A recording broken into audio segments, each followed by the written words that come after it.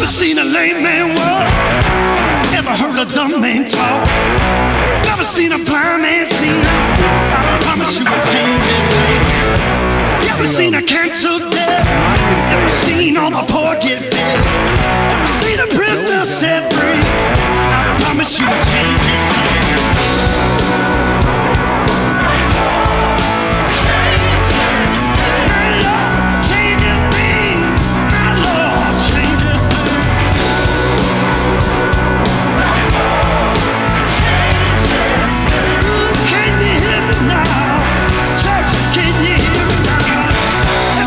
Broken heart made whole. Never seen an orphan find a home. Never seen the weak find the strength. I promise you will change his name. Never seen the sick get healed. Never seen a miss. What's going on? It is time once again for the Big C and Big T Hard Cash Rama. Woo! What's up, Big C? How you doing, Clint? Man, I am fantastic. You know, we were fortunate to have Patrick Kudus, the starting man, on the podcast last week. Just a hoot. Enjoyed having him, but I didn't get to really tell you about my traveling adventures. You didn't? I didn't, because that was one of the things. I just come back, you know. When my friend Aaron, he said, "Hey, I'm going to go to Master Worlds." He goes, "I'd ask you to go, but I know you're kind of winding down your competition." I said, "Well, yeah, maybe, And so then we looked at going, and Anna's like, "I think we could do it, especially if we drove." Mm. So, which was both fun and dumb at the same time. Yeah. It's like a 20-hour drive if you drive straight there. We didn't. We went to a couple different national parks. Now, one of the parks we went to, it was a park in Nevada called Valley of the Fire or something like that. Anyway, it's hot. Yeah. And it basically has a thing on the walk trail. Like there's a sign on it, and it literally says this, and I'm quoting, "You might die." Oh, okay. Hey, you can walk over here. Oh, goody. But you might die. Yeah. So anyway, that a couple cool things. Like I saw some just wild rams just out dining, just hanging out. Saw some elk. Yeah, my wife had a wild donkey come up to him, and actually stick the head in the vehicle at the Family Dollar somewhere. Oh. So that happened. But that's awesome. So we're driving back. And we're about 50 miles to empty on the old gas tank. Mm-hmm. Just 50 miles. Just a smidge of gas left. So we're like, all right, let's. I said, I don't really like losing town. Let's go to the next town. And then it's like, well, that's cutting it kind of close. So now, Travis, you know me very well. You've known me for how many years now? Yeah, a long time. Long time. Can't count that out. More than we care to mention. That's right. So probably more years than you have been alive. But so yeah, for some of you, I don't know. You get the point.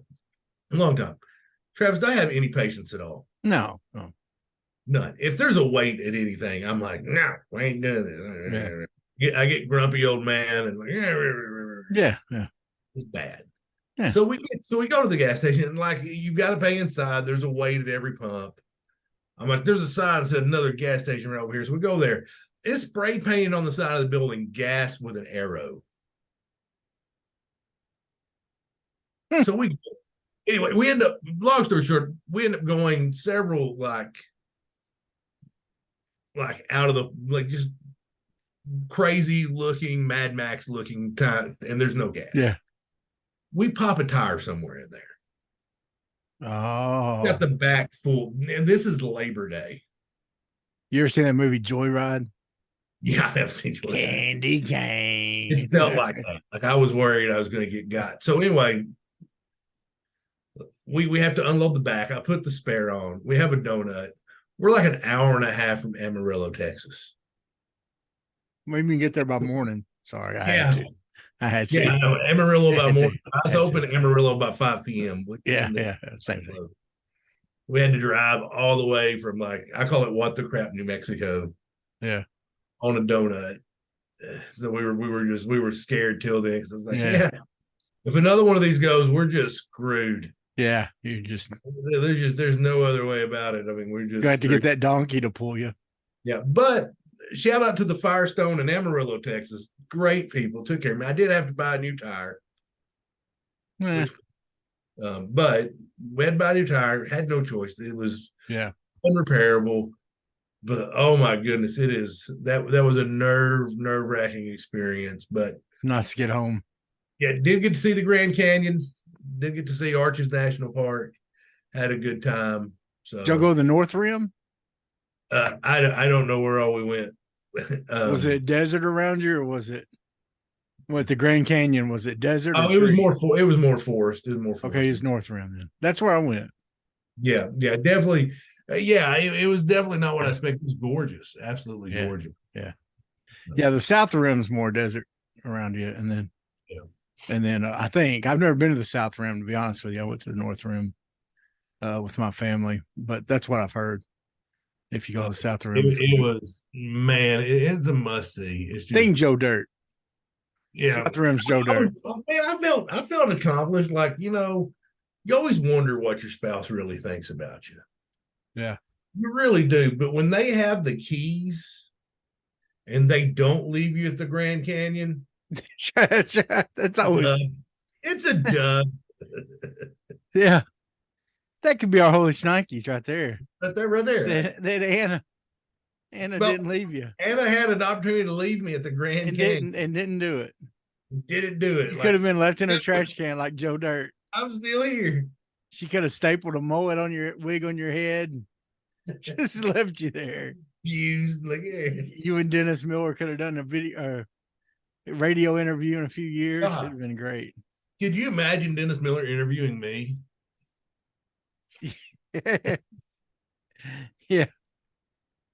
So your family lived on an atomic bomb site? That's true, folks. That's true. I thought that was normal. Yeah, that's right. Well, hey, speaking of Holy Schinikes, I'm going straight selfish on this one. You told me you're like, I'm going straight selfish. I'm like, okay, go ahead. You don't even get a choice of what it's going to be. I don't. You don't get a choice. This is right here, the Bigger T podcast. This doesn't happen very often, but listen up, okay? Not only did the Bearden Bears win against Lafayette County, them dirty people down at Stamps. The only thing good down there is there's a meat market that's wonderful, wonderful steaks there. But they beat them 14-12. Congratulations, Bearden Bears, off the schneid. This first win of the season, getting it early in the season this year. Going to build on that. I'm ready for it. Way to go, boys. Hudson, Hunter, the rest of the guys that go to my church. Proud of y'all. But not only that, Clint, my Cleveland Browns are 1-0. Beat those dirty Bengals from South Ohio. And they're Joe throwing donkey Burrow. Burrow's Spanish for donkey. Yeah, I know. Yeah, anyway. Put him on the schneid. Browns win. The Browns win. The Browns win. All is well in the world. All is well. The Bears won. The Bearden Bears. The Razorbacks won. The Browns won. It doesn't get better. Washita won. It doesn't get better, Clint. Now, and just remind the people, the people that don't know, who is the voice of Bearden Bear football? Well, not this year. Oh, you're not? Okay. I'm not doing it this year. Yeah. Well, I was the voice of Bearden Bears last year. They definitely upgraded. They did upgrade. I don't know who they got, but it's whoever it is. I mean, they have a pulse. a trained orangutan. No, it's actually my buddy Jordan Nelson. He was my helper last year. He's doing it. But yeah, I decided to set this year out because with my job transition, I'm not able to do the research and I'm not able to get off for away games like I was last year. And so because of that, I decided to step down. A lot of it's the research. I don't like going into those without being able to call the coaches from the other team and stuff like that. And I wasn't going to be able to do that with my job this year. So anyway, but hey, Clint, listen, I've been a Browns fan a long time. Winning records don't happen very long and very often. The defense looked amazing. They did. To hold Cincinnati to that amount of points is no easy task. I mean, man, the defensives came through for your team. You got to think. And I listened to some podcasts from up there, and they really, I don't know one cares about this, and I'm sorry, but just real quick, the talk is that if with the roster they have, because they have talent, they've done a good job of putting talent up and down the roster. It's not just, a couple players, not just Chubb.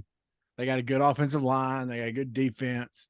They got good receivers. They got some good players that if they don't do it, Stefanski, I mean, they're already talking about possible Harbaugh and Dion up there.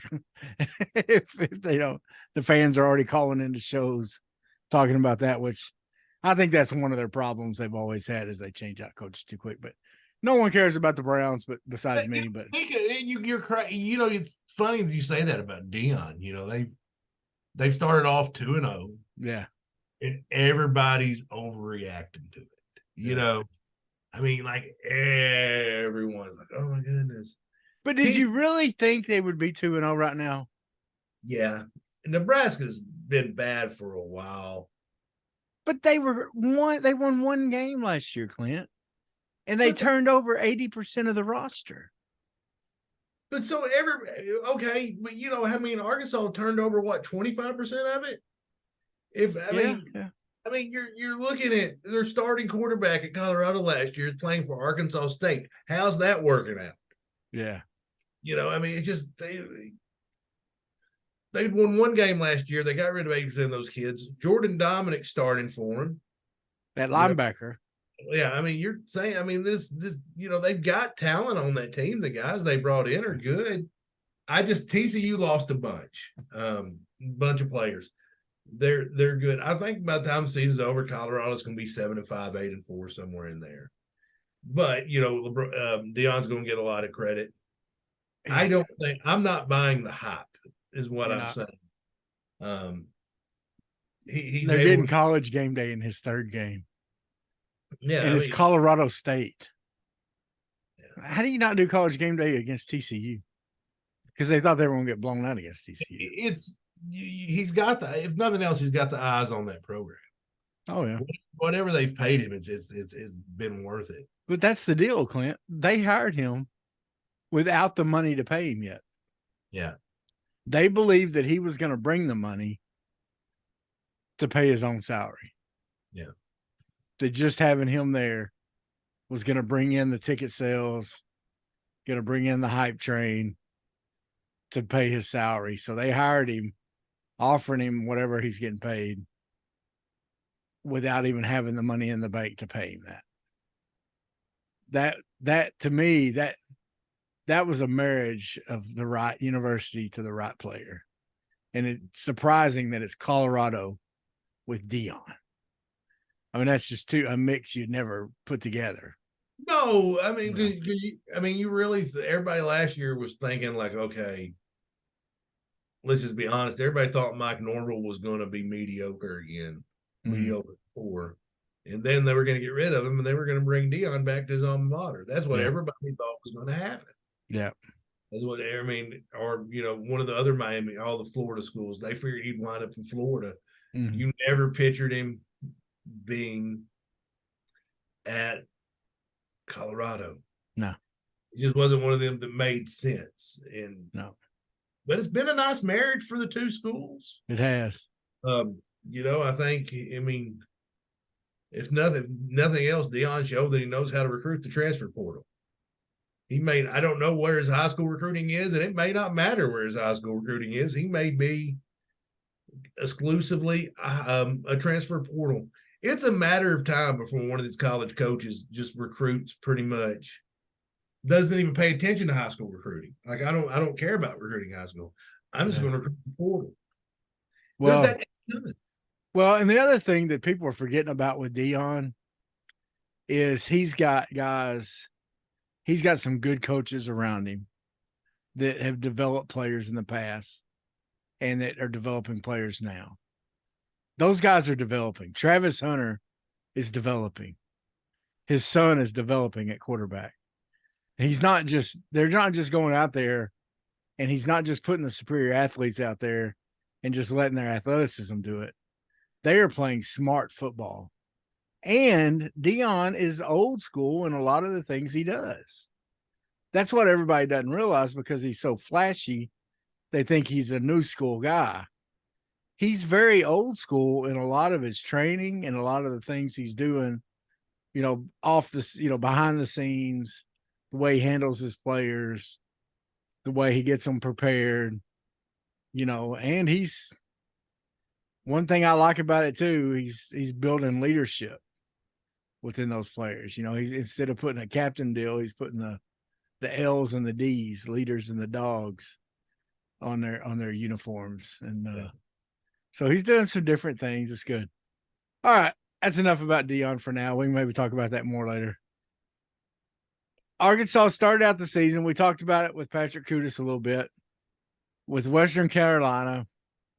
That game, like I said, we didn't want to talk about it too much. We let kind of Patrick guide our conversation there. But I would say that game went about.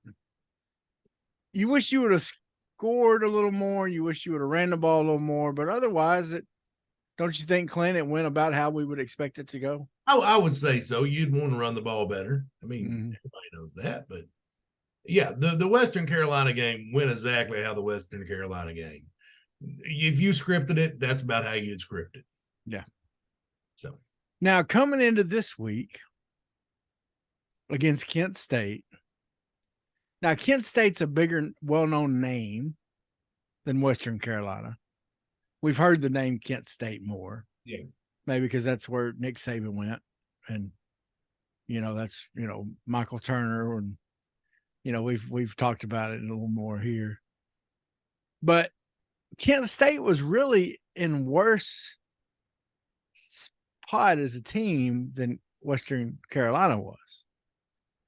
Kent State, if you had a model for why, if there was somebody that, if we were arguing in a room about why the transfer portal is bad, okay, if it was good for why the transfer portal is good, you would bring Colorado up and you would have Deion in there pitching for them. If you wanted to know why it was bad for teams, Kent State may be your representative to show. Okay. They lose their quarterback, their starting quarterback last year. He's now third string in California at one of the schools. Like UCLA, I think. Yeah. They're replacing, was it all 5 linemen? Yeah. I think offensive linemen. They're replacing a bunch of people because they're good guys transferred out to bigger schools. A lot of their better players. And so they were left with, they maybe got some others from other schools, but really they're piecing together a team, new coach. And so the talk toward the end of the week last week, especially from people like Trey Biddy and some of those, was like, we should beat this team worse than we did Western Carolina. Is that what you were hearing too? Yeah, I was hearing that. And, it was like we had Coach Mullins on here a long time. We had him a long time ago. And he's like, this is the ugly part of the transfer portal that no one talks about. Mm-hmm. This kid from Kent State, he's probably went to UCLA and they said, look, we're replacing our quarterback. You've got a really good chance at starting here. Mm-hmm. And so the guy went from being like, you know what, I can not be a starter in the MAC. I can be a starter in the Pac-12. No, he's third string. Yeah. I mean, I'm sure he didn't go for the backup job. No. I mean, I'm sorry. Just no one, they don't do that. But no, I'm not freaking out, Travis, by any stretch of the imagination. Because here, the difference in the two games was KJ was off. Throwing wise, yeah. Yeah, KJ was just KJ hasn't had many off games in his career. He had an off game. Now his receivers didn't help him out a lot. There were some miss passes, but yeah. Well, Tesla did. Yeah, Tesla made some good catches. That guy, wow. Yeah. No, we hit in the portal on Isaac Tesla. We knew that. And Andrew Armstrong. Yeah. That is two solid hits that we got. But sorry, go ahead, Travis. Let's carry on. No, well, first of all, let's talk about the positives. Okay. And so let's talk about who our players of the game were. Let's just start. You want to start off with that? Yeah, I'll start off with, here's the thing. I had to be somewhere Saturday night. So I got off work, was able to watch about the first half of the game, got in the car and listened to the second half. And so my player of the game is Chuck Barrett and Quinn Grovey. They do an outstanding job calling the game. Yeah. And let's not underestimate the spot that Chuck Barrett was in when he took over play calling duties. Yeah. Because you never want to be Ron Zook. And I always use Ron Zook as an example because he followed Steve Spurrier. Yeah. It's hard to be the guy that follows the guy. Yeah. And I think me and you both wanted Scott Inman whenever we knew, okay, somebody's going to eventually play Paul. I wanted Scott Inman. Yeah, I did too. That's who I wanted. And I don't remember, like, somebody called in Randy Rainwater asking if he wanted the job of one year. And he's like, I want it. He goes, yeah, I'd love to have it, but I'm not going to get it. And I don't remember who he said he's going to give it to. So when Chuck Barrett started, you're kind of like, Yeah, Chuck was the comfortable backup guy, but he wasn't, he had that radio show in Northwest Arkansas. But I've really grown to like it. Like you talked about, I've really grown to like him in this role. Yeah. I just think the timing never lines up to turn off the TV and listening. Like one of them is going to be faster than the other. It's never you're going to hear it. So it never has worked for me. It was like, just turn off the audio on TV and let's do it on the radio. So it never syncs up. Something's always a couple seconds off. But he just does an outstanding job calling the game. I'm just, and Quinn Grovey, as good as Keith Jackson was, and Keith Jackson was great, it's nice to have a hog on there. Yeah. Well, and Keith was funny. Yeah. And Keith was really funny when his son was playing. Because he would say, he'd talk about his son's weight. And he'd be like, he'd say, yeah, he gets that, so many pounds moving pretty good. He said, but that was probably a couple biscuits ago. I remember that way. Or he's like, I want to up that boy's allowance, or, just make little jokes like that. But you're right. Quinn Grovey is top notch. He's, and he's been coming on the Buzz some on a regular basis, and he does a good job on there. Talking about different things. And then he's got him and Zimmerman have a podcast too. That's really good. They'll have some good interviews.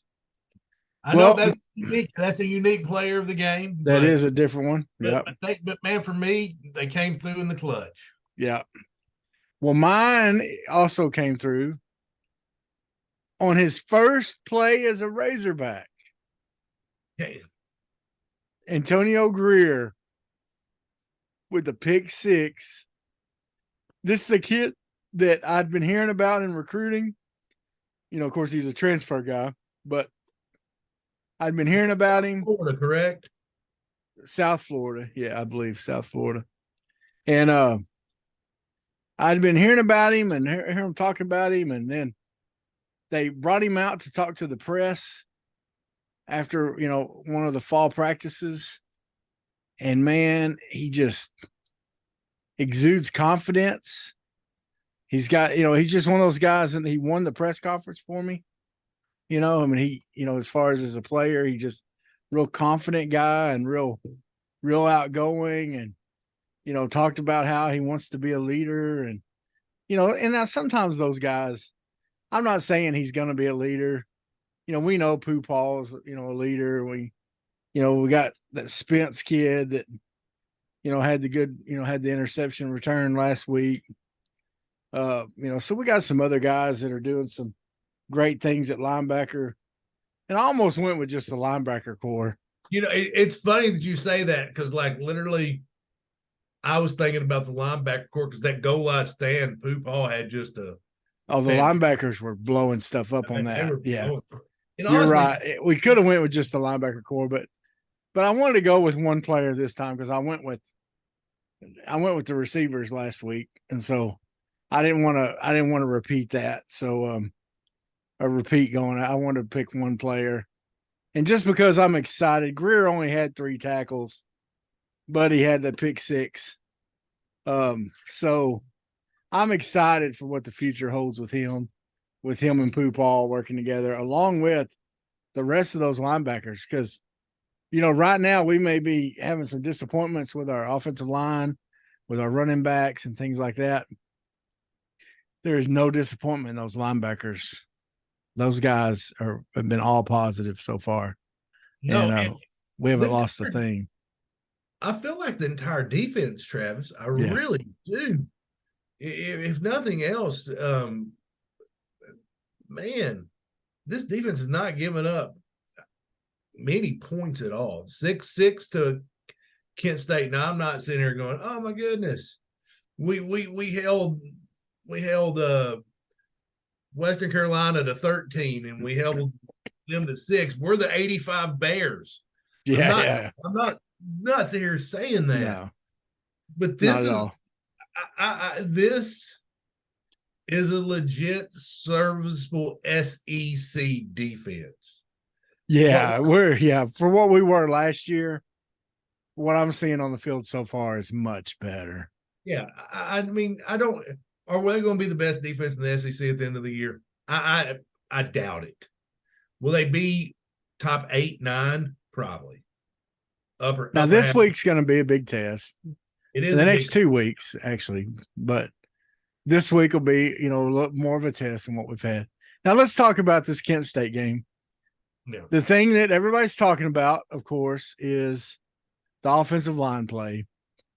In the post-game press conference, Trey Biddy sort of got the ire of Sam Pittman. Got a little testy, didn't he?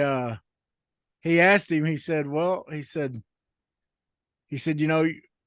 no other team rotates their linemen like you do. And Pittman just goes, okay. And you can tell he wasn't real happy with it. And they were bantering back and forth a little bit today. So in the press conference and kind of a little more lighthearted today. Whenever you said, "Hey, I'm jumping on," but no, they did. But on the same time, is it smart or is it dumb? In a way, maybe you're giving up a little bit of cohesion, but eventually the guys will get into a rotation, and I think they'll get used to it. Mm-hmm. Because at the end of the day, you're probably you got your top 8 guys. Well, let's say you only play 5 of your top 8 guys. Well, you're only going to have your top 5 guys next year, because the other 3 are going to be playing at Kent State, or they're going to go somewhere else they can play. You're going to have to change the way you do things a little bit, and it's not always going to be pretty, because that's just because we live in the transfer portal world. Yeah. And Pittman is going to come out and say it, He ain't going to sit there and say, well, if I don't give Devin Manuel a couple of snaps at left tackle, he's going to transfer out and he's going to be a superstar for someone else. Yeah. He going to come out and say that if I don't give Takese Crawford some snaps, he's going to be playing somewhere else. Yeah. But that's the reality. That's the reality of college football, people. Yeah. It just, I mean, whether anybody wants to say it or not, that's what it is.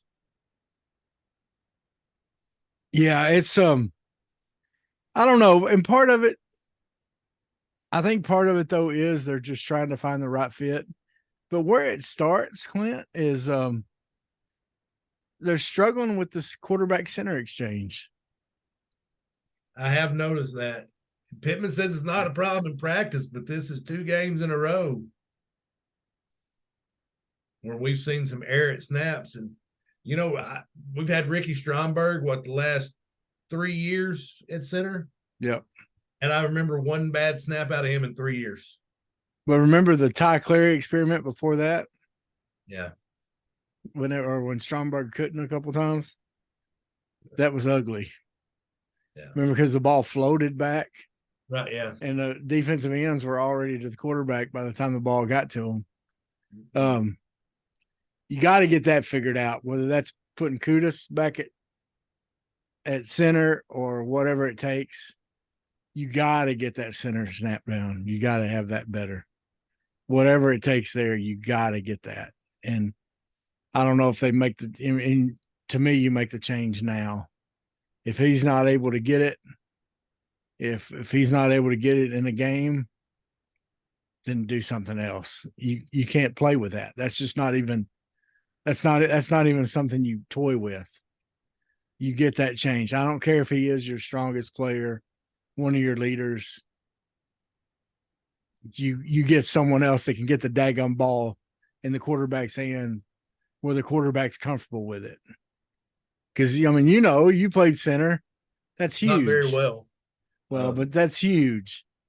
No, it is huge. I mean, that's part of the reason I'll tell you that there were a lot of people that were better than me on the team. Part of the reason I never played is he couldn't count on me not to snap it over the quarterback's head on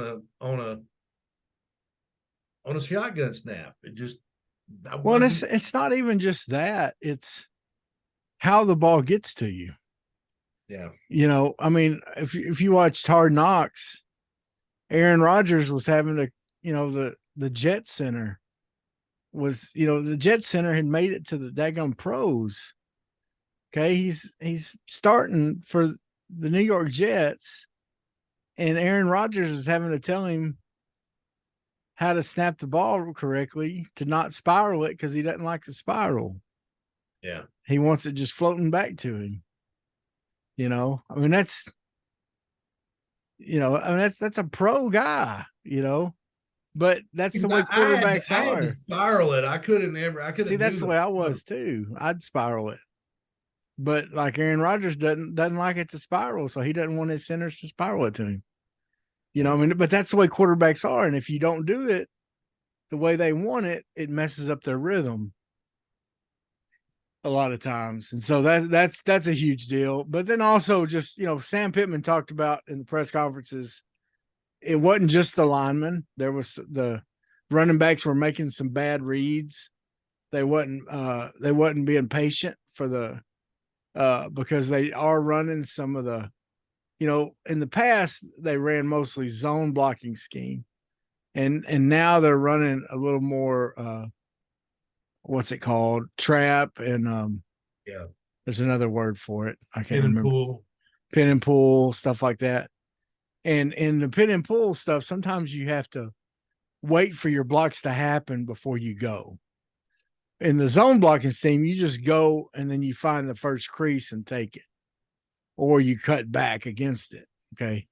But in the pin and pull and all that stuff, you have to kind of wait for the blocks to happen, and then you take it when it happens. And they're not reading off that, especially Dubinion, I think, had a hard time with that the other day. Well, I think that's on Enos to also make some adjustments, maybe run a few more zone plays. Mm-hmm. If that's something your team's better at. then it's on the coaches to adjust. But I think a lot of people were panicking. Yeah. And I'm like, guys, it's not that big of a deal. KJ had a bad game. Well, but the thing was too, though, Clint, the other thing is, and I was going to ask you this, for KJ to be the best KJ, I'm starting to believe he has to be a part of the running game. Agree, yeah. And take hits. I think so. Every game that I've seen him, that he's wowed us in several games. Okay, there's been several games where just like, that's KJ Jefferson. Only KJ Jefferson could do that. Yeah.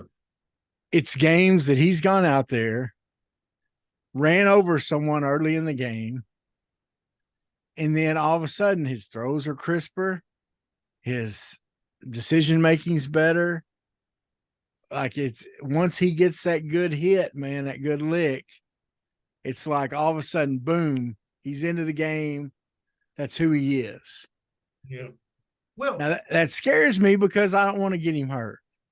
But here's the thing. Pittman also says, he goes, look, we had the greatest gift a team could ask for. And that's that we opened up with Western Carolina and Kent State. They opened up with 2 cupcakes and they got through them. But they didn't, but they worked on some things, probably things they weren't that good at. They didn't. You notice when they started running the whole offense and running KJ a little bit in the second half, oh my goodness, we started running the ball. Yeah. They're going to start running the offense now. Well, and that's what Pittman said they did Saturday. He said, I looked at Enos and I said, or Enos, and I said, let's just run the ball. Let's get this running thing down. Let's work on it. And he said, we're not catching the ball like we should right now anyway. So let's work on what we got to work on. And so that's what they did. And so they got game film, they got practice, as you're talking about. They, and not only that, they're building up for another team that going into it, they should beat. Going into it, they're favored by 9 points or whatever it is now. They should go in. They beat them last year. They should beat them at home this year. They're favored. This is a game they should have in hand. So these 3 games are buildups, getting ready for that LSU game, which, by the way, I think was announced today is going to be at 6:00. Night game at Baton Rouge. Night game at Baton Rouge. The Cajuns will be lubed up and ready to rumble. They will definitely be properly lubricated. That's right. But I don't know who does LSU have this week. I'm not sure. They had Grambling, so you got to wonder who LSU. And I know BYU had Southern Utah, so that didn't tell you much. No, but I think, like I said, the big things they got to work on this week is, they got to get the line solidified. The passing game has to come back. I think the passing game is going to be more important against this BYU team. Yeah. They have Mississippi. LSU has Mississippi State at home this week. So that'll be a tough game. At Mississippi State, yeah. No, but I think you're going to start seeing the entire offense now. There's but so I'm excited about seeing the entire offense with KJ as a running threat. You're going to have to defend everything now. You're not going to be able to cue in on Rocket or AJ or that. And I loved how Pittman was like, he took the blame on that 4th down call deep in their own territory. Yeah. Just said, you know what? I know the analytics say go for it. The analytics say punt it.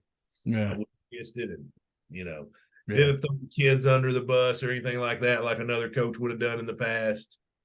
Well, they told me they'd make it. And like, nah. So it was like, not a bad call on my part. So, but, but you've got 2 tackles that starting right now that haven't played a lot of football. You got Kudus and Chambly, 2 starts under their belt. I don't know if Chambly got much playing time last year on the offensive line at all. No, not much. So I'm not panicking. I think these guys are going to keep getting better and keep getting better and keep improving and keep improving. I'm not too concerned about that, and I think a lot of it's going to come with reps. And I can tell you though, there's a lot of fans that are panicking right now. Oh well, there's a lot of them that are saying that, Sam Pittman's supposed to be the offensive line guru, and here he is in the 4th year, and he's really not proving anything with offensive line. That's our weakness right now, and it is, honestly. But just because he's supposed to be the guru for that, now he's the head coach of a whole team. Yeah, and I'll be honest with you, I'm kind of glad that the only thing we don't have, I mean, if all we had was a good offensive line and our defense stunk, I mean, then we're going back to Bobby Petrino days. Yeah. Bobby Petrino was a quarterback and wide receiver guy. He was going to have good quarterbacks and wide receivers.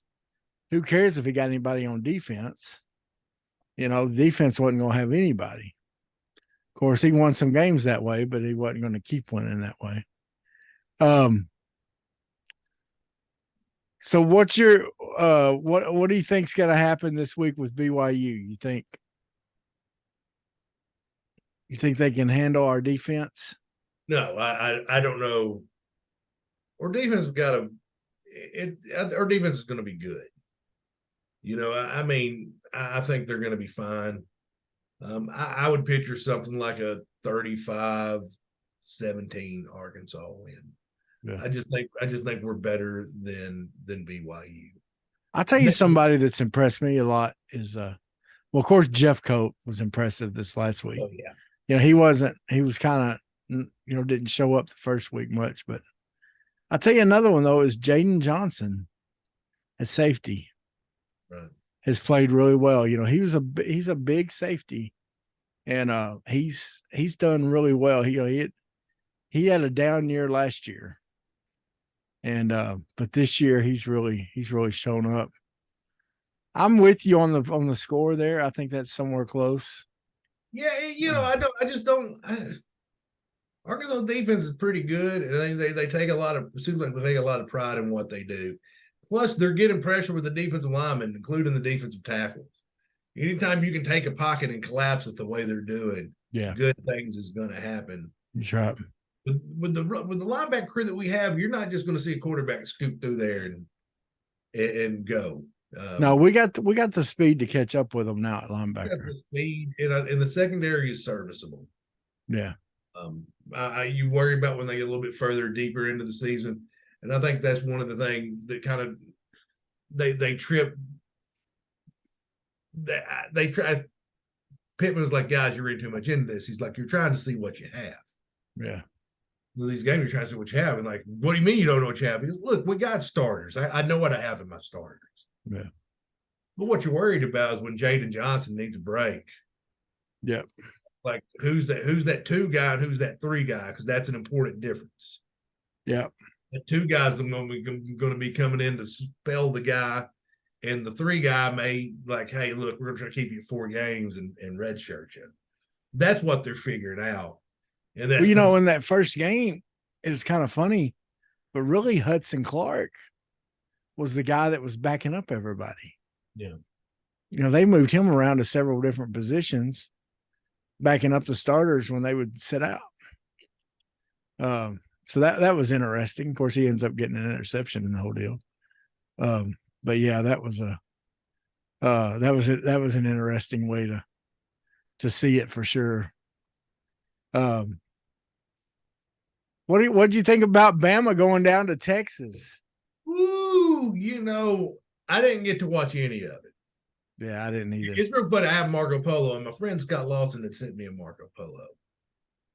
And he said 2 things in that. He goes, number 1, I don't think LSU's that good. Yeah.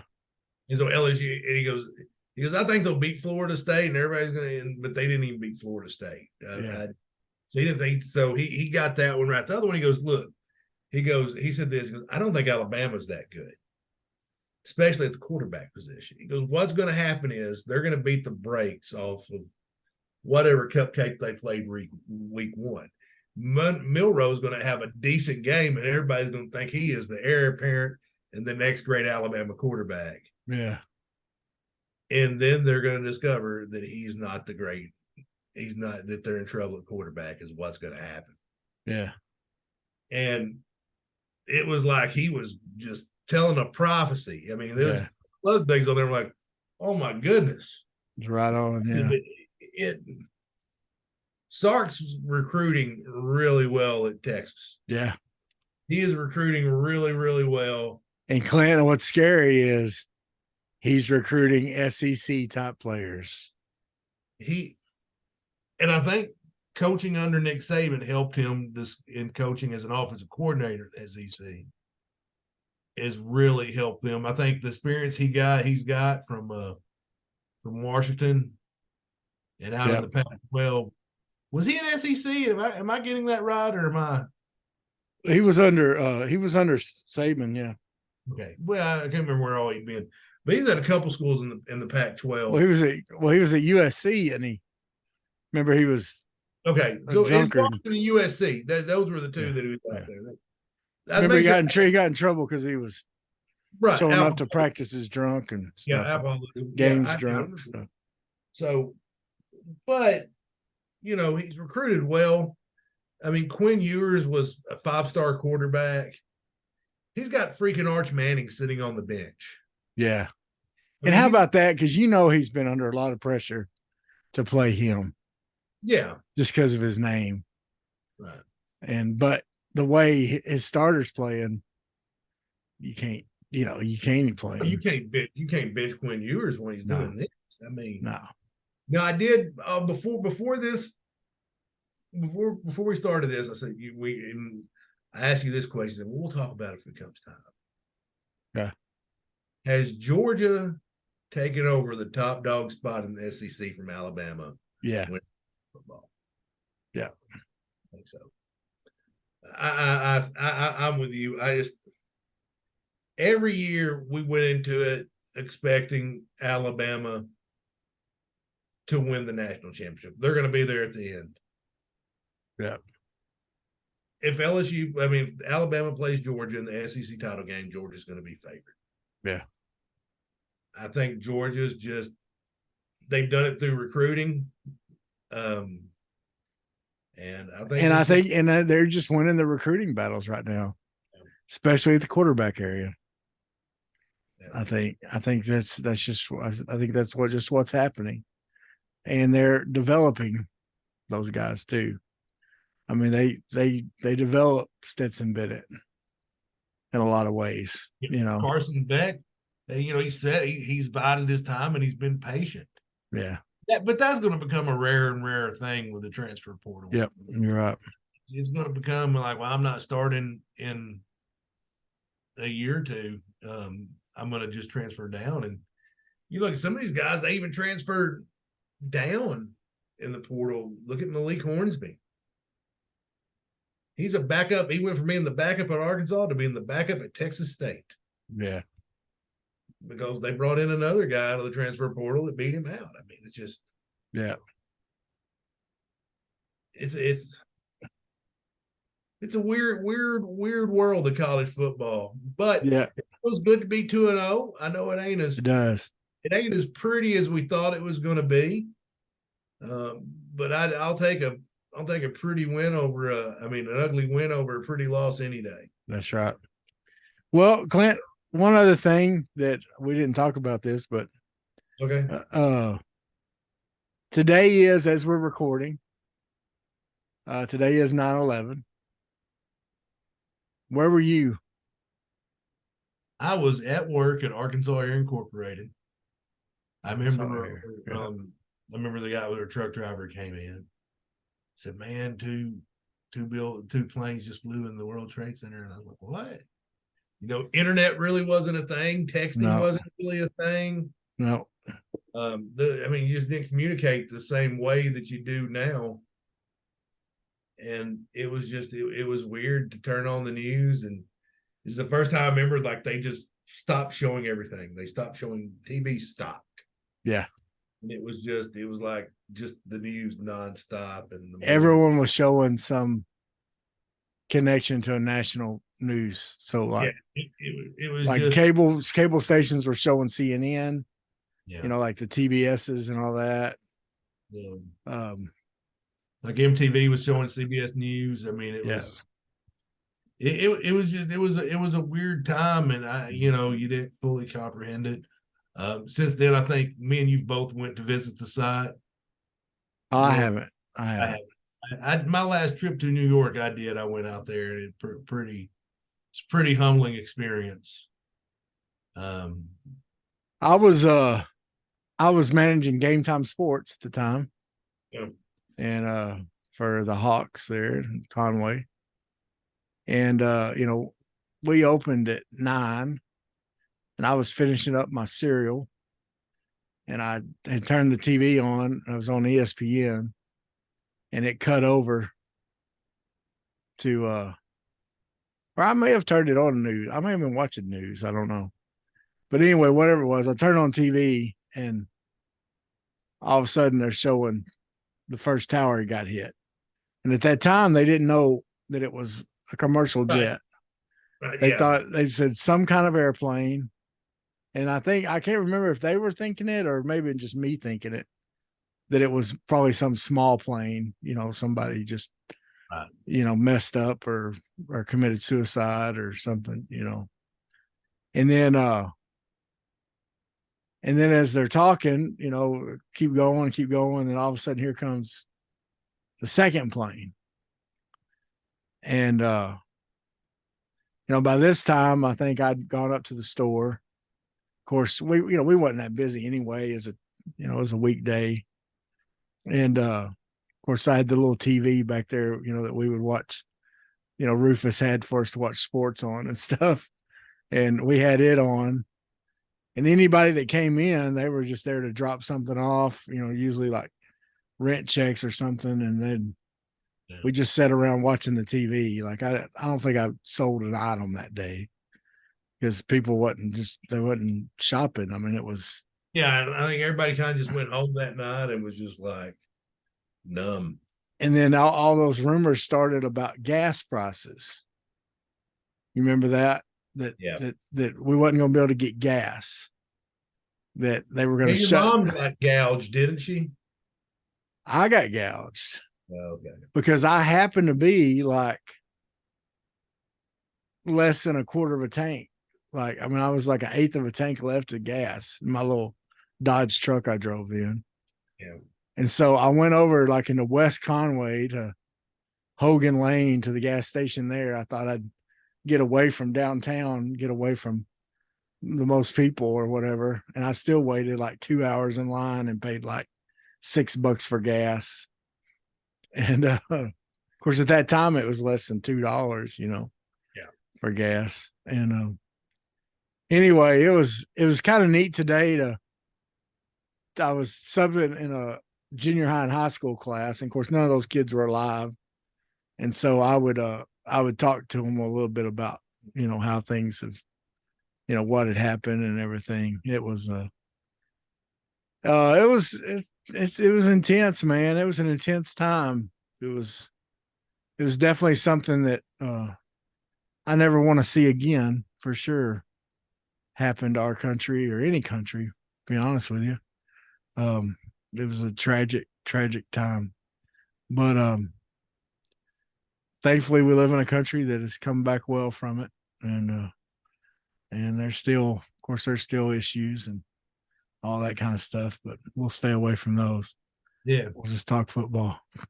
Yeah, we ain't trying to solve the world's problems. We're just trying to get Sam Pittman to listen to us, get a little bit better. That's right. No, I'm not, but I think the long and short of it is don't panic yet. Don't panic. It's gonna be That's all right. We're 2-0, baby. These Hogs are 2-0. Chad Morris would have figured out how to lose them games. That's right. Hey, how funny was it that Clemson lost to Duke and everybody immediately blamed Chad Morris? That's right. That was so good. He's like Dabo's coffee boy. Yeah.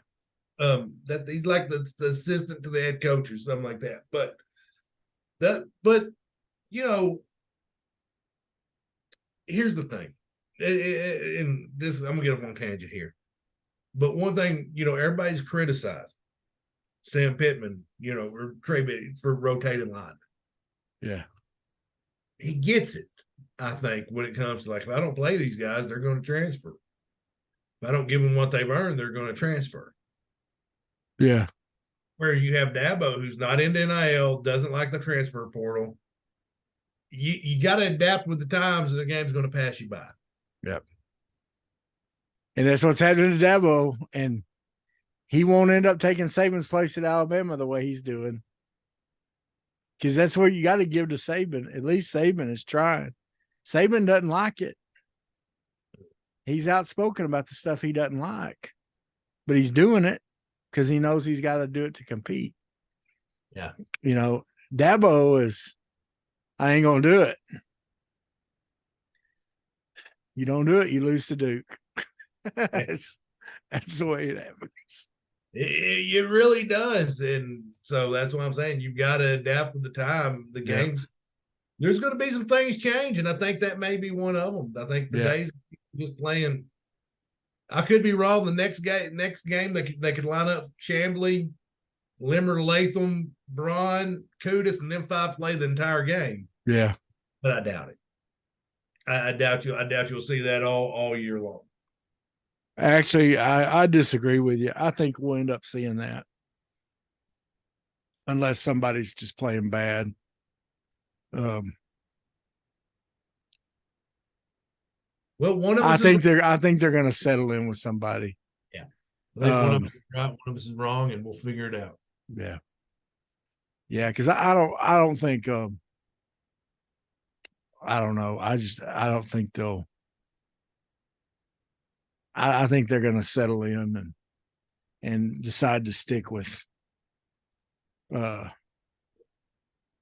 they got, and I think it'll be back to the original starting 5 they were going to do. So, well, somebody's paid a lot more money than us to make those decisions. Yep, that's true. Well, Big T made it through another one, my man. Made it through another one, Clint. And got any big plans this week? Anything exciting with the farm? I built a cinder block pit, and me and a buddy we're gonna do a whole hog smoke on it. Oh yeah. Yeah, and so, but we're gonna smoke like 3 or 4 things, just kind of get a little practice in on it. Oh, cool. We'll do that Wednesday. So like the cinder block pits, like they do on the contest on. Yeah, I got like a panel, got like a sheet panel, laid it out, got me some rebar. Yeah, so I've got a nice. We'll see how it goes. That'll be cool. Well, man, I got to tell you real quick. I got this tusk here. Okay. Yeah. That my uncle did, and my uncle did. He did wood carving stuff. He was big into that, and he did a lot with cedar. Making boxes and ornate type stuff and things like that. Well, he passed away a few months ago. Well, it was my mom's twin brother. Well, my other uncle had some little bowls and boxes and containers and stuff along with this tusk deal that my uncle sent down to my mom. Well, my mom's living in an assisted living place here in Fordyce, and the Dallas County Fair was going on. And some people where she lives at was entering some arts and craft type stuff in the Dallas County Fair. Well, she thought, well, I'm going to enter some of my brother's woodworking stuff in it. Well, she entered like 3 of his things, and all 3 won blue ribbons at the Dallas County Fair. Oh, wow. So Mama and Uncle Jim are taking over Dallas County Fair. Count those 3 blue ribbons. The Dallas County Fair, baby. Right. Taking over. Dallas County Fair didn't know what was coming for it till my hillbilly of an uncle did some sweet carvings and showed him how it's done. Anyway, no, it was cool. She was excited to show off his work because he was a creative guy and did a lot of neat stuff. Well, folks, like, share, comment, subscribe. Tell your friends, tell your best friends, tell your sorry, no good friends, tell your friends that Tell them all. smell funny, the ones that smell good. Tell them to. They deserve to know about this podcast. People you know, people that you spend time with, deserve to know that there's a podcast with two cool dudes like us, right? Coolest Dudes around, okay, out there, and they need to be filling their ears and their eyes with it. So let them know about it. Let them know it's on YouTube, it's on Apple, it's on Google, it's on Amazon, it's on Spotify. It's anywhere in the world you would want to find a podcast. We are there. We are there. That logo is there. Big C, that guy right there is there. I'm there. Me, bigger T. I'm there. Drinking our water and living life. So you should tell people about it. Tell them all. Let them know. Let them know it's good. It's good. It's happy. It's positive. That we're not the kind of fans. We're not looking for the sad stuff all the time. No. Even when the Hogs may not win as pretty as we want, that's all right. It's okay. That's all right. We're pretty enough for them. Yeah. They don't need no more pretty. We got the pretty take care Yeah, of. you take care of the pretty, you take care of the ugly wins. That's right. Seriously, folks, like, share, comment.